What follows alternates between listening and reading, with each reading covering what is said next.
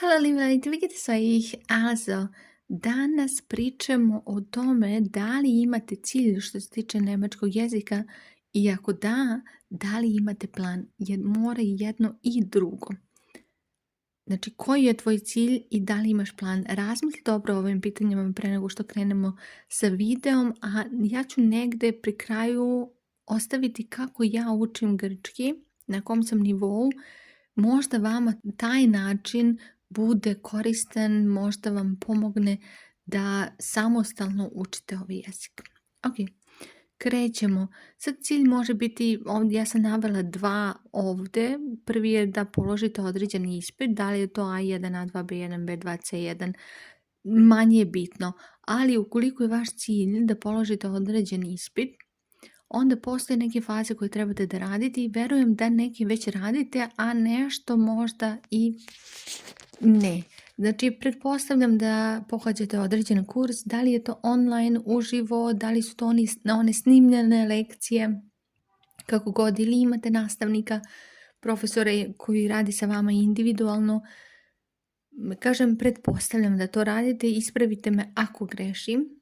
Znači, za polaganje nekog ispita ili da biste položili neki ispit, obično to ide, ok, idemo da odredimo kurs B1, na primjer, da naučimo stvari. Super stvar, zaista. Imati profesore je super stvar. Mislim, sama sam profesor, nisam protiv toga, ali isto smatram da nisu nužno neophodni da biste vi došli do svog cilja, u ovom slučaju da položite ispit. Pohađate neki kurs i gledate ovako na YouTube-u različite videe, danas malo, sutra malo, prekosutra malo, i to je nekako na što se većina vas osloni, ili barem ono što sam ja primetila, da većina ili pohađa kurs ili gleda videe ili jedno i drugo, a želi da položi ispit. Tu dolazi treća stavka i nadam se da ukoliko pohađate kurseve da su vam profesori sa tih kurseva to objasnili, da bi trebalo da uradite i posebnu pripremu za testiranje. Odnosno, postoje oni testovi, gomila tih različitih testova koje možete naći i online. Imate neke videa na mom kanalu gdje sam radila baš Sprachbaustein ili šta li već sa određenih testova. Moj savjet je nikada to ne bude da uradite 2 testa pripremna i da nakon toga izađete na ispit, neće biti dovoljno. Zašto je bitno da se urade barem 15 testova, ako možete još više i još bolje? Morate da se pod broj 1 upoznate sa tim kako izgleda ispit. Pod broj 2 morate da shvatite šta se od vas traži. To nije samo, ok, idem da pokažem znanje zato što ja znam nemački, nego je to zapravo, imate jedan deo gdje i logički morate neke stvari da shvatite. Pogotovo C1, C2 nivou, tu se priča o tome koja je namera, pa vi morate malo i da čitate između redova i tu dolazimo do nečega što se zove koliko detaljno možete da razumete neke stvari. Zato najbolji način je da uradite nakon završenog nekog kursa koji god da ste odabrali, uradite i posebnu pripremu za testiranje. Ona će vam dati dobru osnovu što se tiče samog testa, šta da očekujete. Moj savjet, obavezno, ne 2 testa pa smo spremni, nego baš dobar deo testova da se odradi. To će vam dati neku određenu sigurnost da kad izađete na ispit vam bude mnogo, mnogo lakše. I sljedeće je ono što često ljudi zaborave, a oslone se na taj kurs koji pohađaju, na te videe koji gledaju, da nemaju plan. Nemaju jasno izdefinisano šta kada rade. Malo više o ovom planu, kako izgleda moj plan za učenje grčkog, prikazujem malo kasnije u videu, slobodno iskopirajte, reći vam koje alate koristim online koji su besplatni, koji vam mogu pomoći. Sljedeći imamo drugi cilj pričanje. Sad tu ljudi obično se vezuje za one koji su već u inostranstvu, žive u inostranstvu, međutim, dobar deo vremena provedu nekako sa našima pa pričaju više na našem jeziku nego na nemačkom i onda im samo pričanje na nemačkom bude dosta teško. Ova grupa, ponovo ispravite me ako grešim, kada gleda videe, radije gleda ovakve videe gdje ja pričam na srpskom nego videe koji su isključivo na nemačkom, a poenta svega toga da se prebacite na sadržaj koji je kompletno na nemačkom. Iako ste A2 ili B1, tražite sadržaj gde je sve na nemačkom, samo uprošćeni nemački. Ja imam, čini mi se, 2 videa sam samo izbacila, ili 3 možda. To je posebna playlista, zovem podcast, gde pričam samo na nemačkom. Takve videe predlažem vama. Vama nije cilj da vi sad gramatički krenete da učite ne znam nijakoliko, nego upravo videi koji su samo na nemačkom. To će vam jako, jako puno pomoći, a da malo ostavite po strani naš jezik. Gledanje videa je super stvar dokle god je to na nemačkom. Nemojte gledati videe koji su na srpskom kao ovdje što ja trenutno pričam. Mislim, ovo će vam biti korisno za kasnije da naučite kako da učite. Ali u biti, što se tiče samog nemačkog jezika, ne znam da li ćete napredovati mnogo uz ovaj video. Da, ono što grešimo, a na što bi trebalo da radimo, to su output veštine. Output veštine znači govor koji često je manjka i ukoliko si sam ili sama, nemaš sa kim da pričaš, ne pohađaš kurs, ne znaš kako da vežbaš govor, pričam u jednom videu, ostavit ću u prvom komentaru taj video, o tome kako da vežbaš govor iako nemaš sa kim da pričaš. Na nemačkom, naravno. Potreban je naravno i ovdje plan, da znate koliko šta radite, ali kod vas u ovom slučaju, ukoliko želite da zaista krenete da pričate, nemojte da se oslanjate na 15 do 20 minuta dnevno. Nije dovoljno. Ja bih to stavila u kategoriju 2 do 4 sata svakog dana pričanja ili pisanja. Iste su veštine outputa i pisanje i pričanje pripada istoj veštini, to je ova veština outputa, odnosno vi proizvodite jezik i kad pričate i kad pišete. Tako da ako vam je teško da krenete da pričate u samom startu, krenete da pišete, lakše će vam možda biti. A sada konkretno da vidite kakav je to moj plan, pa onda pričamo dalje. Ovo je nešto što sam ja pripremila za sebe za septembar, kao što vidite na grčkom, odnosno dani su na grčkom. I kako ja to radim? Imam svakog dana dobijem po jedan mail, 15 minuta, gdje ja čitam nešto, zapišem. Te email možete da napravite tako što sa ChatGPT-em objasnite šta želite, na kom ste nivou i kažete ok, da li možeš da napraviš mail taj za taj i taj nivo, neku mini lekciju koja će mi oduzeti 15 minuta dnevno. Kada to završite, on će vam izbaciti neku ideju. Pogledajte ideju, da li vam se dopada ili ne, ali obavezno morate da kažete, da dajete još jedan prompt, a to je da pitate ok, sada obavezno pogledaj ovaj svoj email kao profesor nemačkog jezika i ispravi sve moguće greške koje su se našle u ovom mailu. On će, nadam se, ispraviti jer ja konstantno to sa grčkim radim i konstantno ispravljamo neke greške. Ali dobro, mislim, shvatam da taj sadržaj koji je tu, koji dobijem, uzimam sa rezervom jer nisam 100% sigurna da li je kompletno tačan. Moje znanje grčkog nije toliko da ja mogu reći ovo je sada sve to tačno ili sve netačno. Tako da koristite ChatGPT, samo budite spremni da određen sadržaj, barem što se tiče ove besplatne varijante, možda nije kompletno tačan. Nemojte se slepo držati onoga što ChatGPT kaže. To je poanta svega ovoga. Zatim ovo što vidite ovdje, 20 fraza, drink coffee, Kina i tako dalje.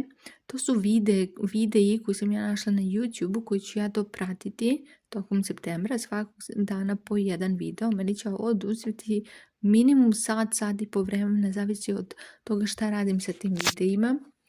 Naprimjer, prvi video je da napišem, tu ima 20 nekih fraza. Trenutno ovo slika ne mogu da otvorim, ali ideja kada kliknem na ovaj link, ovo što je podvučeno je link, otvara se YouTube. Možete kreirati u Canvi, to vam je isto besplatno, sve sa linkovima da povežete šta je i kako je. Znači, kliknem, otvori se video i ispod toga imam šta trebam da uradim. Kod mene ovdje napisati fraze pod broj 1. Drugo je transkribovati video. Šta to znači transkripcija? Znači zapisivanje. Ja sam neko ko veruje da učenje mora da prođe kroz ruku. Šalim se, bar za mene. Meni je lakše da učim tako što zapišem nego samo da ponavljam. Tako da gledam video i pišem ono što mislim da oni kažu.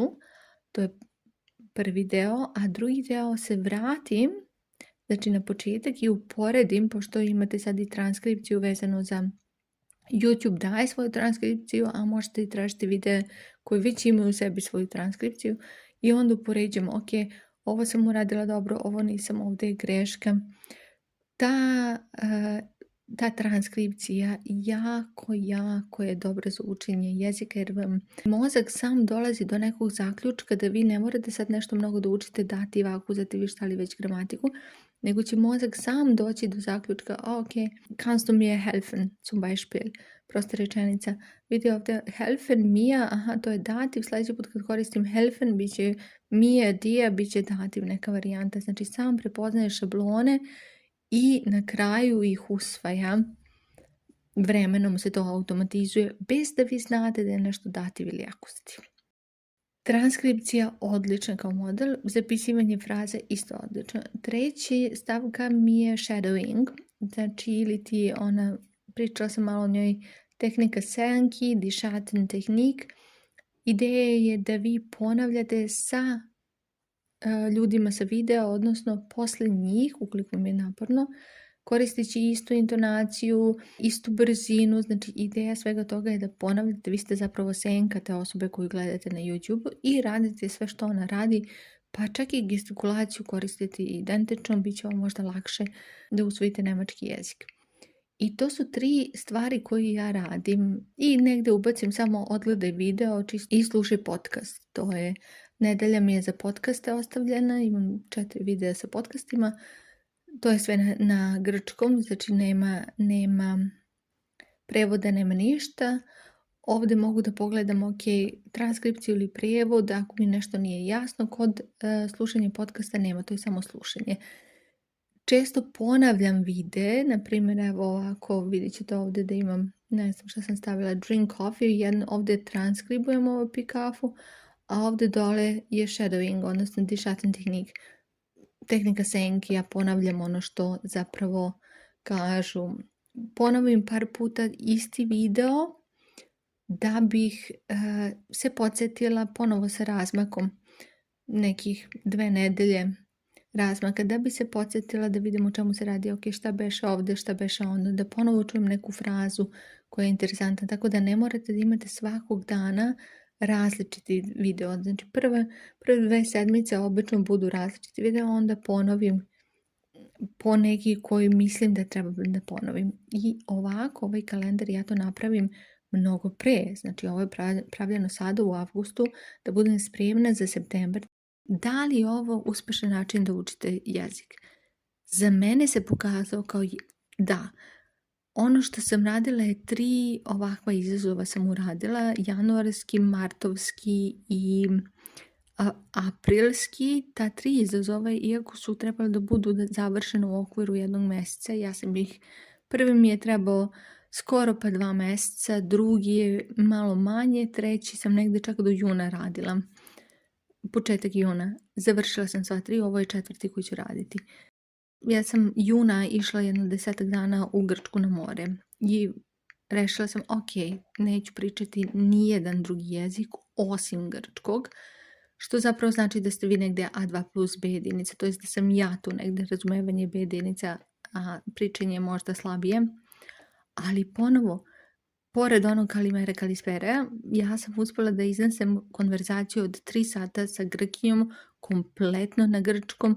Žena uopšte ne zna nijedan drugi jezik, tako da smo uspjeli da se sporazumemo dosta dobro i kad ja nekom kažem da, ali ja znate kao učim grčki ovako po ovom planu i programu, oni su iznenade, jednostavno nije verovatno ljudi, pošto grčki spada u malo teže jezik u odnosu na nemački, njima je malo onako čudno, ok, kako možeš učiti bez nastavnika ili bez profesora, ovako na ovaj način. Ovo je nešto što meni daje rezultate. Ja ne znam da li će vama, a nadam se da hoće. Nadam se da će vas bar inspirisati da radite svakodnevno. I to je to ljudi, nadam se da vam je ovo korisno. Ostavite u komentaru kako vi učite, baš me interesuje. Za one koji ne bi da gube vreme na ChatGPT i da prave ove e-maile, ja imam email program Mesečni izazov za A2 B1, tako da ako vam to interesantno možete da kupite taj program i dobijete mailove svakog dana od septembra. Ja ću ostaviti dole u prvom komentaru link do sajta, možete pogledati mail na koji se možete javiti. Nadam se da vam je ovo pomoglo za učenje. Mi se vidimo u nekom narednih videa. Bis zum nächsten Mal. Tschüss!